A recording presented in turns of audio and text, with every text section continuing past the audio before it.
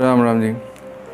गणपति विसर्जन, हम सब जानते हैं कि सनातन धर्म में गणपति जी की मूर्ति को कुछ दिनों के लिए अपने घर में लेकर आया जाता है, प्राण प्रतिष्ठा की जाती है। उसके बाद कुछ दिनों के बाद गणपति जी का विसर्जन समुद्र में या नदी में कर दिया जाता है। तो गणपति विसर्जन के पीछे साइंटिफिक लॉजिक क्या है? तो एक ये जो है गणपति विसर्जन, इसके द्वारा बर्थ और डेथ के साइकिल को समझने में सहायता मिलती है। जो हमारा मोह है वो इससे कम हो जाता है। अटैचमेंट से डिटैचमेंट की ओर हम चले जाते हैं। कैसे? पहले तो सुंदर से गणपति जी को हम अपने घर में लेकर आते हैं। गणपति जी हमारे बीच रहते हैं तो हमें गणपति जी से मोह हो जाता है। रोज़ हम उनको देखते हैं, नमस्कार करते हैं, मंत्रोच्चारण करते हैं, उनके पास बैठते हैं।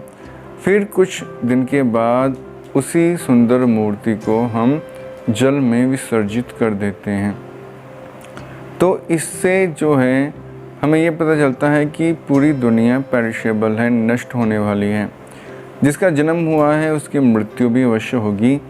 इसलिए हमें अपने मन को नाशमान वस्तुओं से हटाकर एक जो अलौकिक परमात्मा है, जो कभी नहीं मिटता, उस अविनाशी परमात्मा के साथ जोड़ना चाहिए।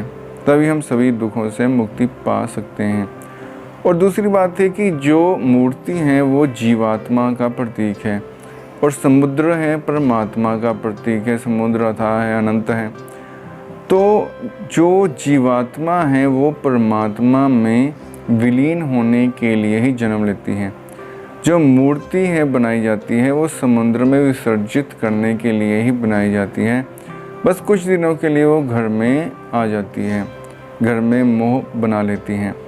तो ये जो जीवात्मा है, हम जो मनुष्य हैं, वो इस संसार में आए हैं कुछ समय के लिए, 80, 90 या 100 साल के लिए।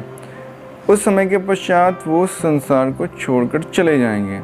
जैसे हम ये कहते हैं कि कल तो मेरे साथ बैठा था, मेरे साथ खाना खाया था, पता नहीं रात को क्या हुआ, चल बसा।